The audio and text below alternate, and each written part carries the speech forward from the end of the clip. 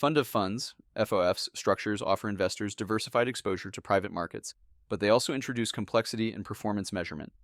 For professionals across fund administration, legal, banking, and placement advisory roles, understanding how layered fees and aggregated returns interact is essential, not just for reporting accuracy, but for strategic decision making. This article breaks down the mechanics of FOF performance metrics, clarifies common misconceptions, and offers practical insights into how administrators and surrounding professionals can better interpret and communicate results.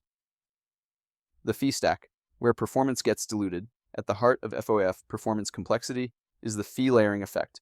Investors in a FOF pay 1. Management and incentive fees at the FOF level, and 2. Management and incentive fees at the underlying fund level.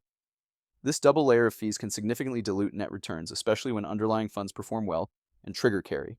For example, a FOF reporting a 12% gross IRR might show only 7 to 8% net IRR after all fees are accounted for. This dilution can sometimes be misunderstood or undercommunicated in investor materials.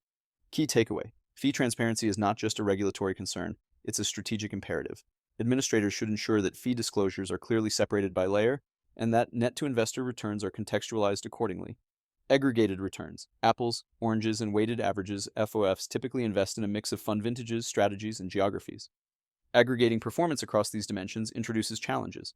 Vintage dispersion. Older funds may be fully realized, while newer ones are still in J-curve territory. Strategy heterogeneity.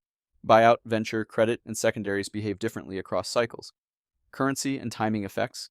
FX and capital call timing can skew IRRs if not normalized. Administrators often use weighted average IRRs or TVPIs, but these can mask underlying volatility. A FOF with a 1.5x TVPI might include funds ranging from 0.9x to 2.2x.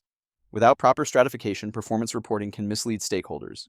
Best practice: segment performance by vintage and strategy, and present both weighted and unweighted metrics. Include dispersion ranges to highlight variability. Benchmarking. The mirage of peer comparisons. Benchmarking FOFs is notoriously difficult.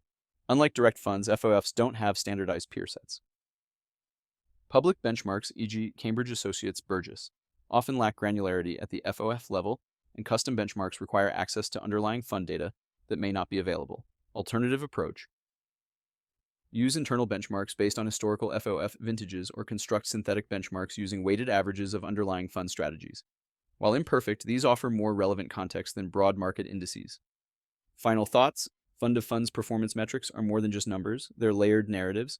Understanding how fees dilute returns, how aggregation can obscure dispersion, and how technology can help clarify complexity is essential for anyone working around private capital.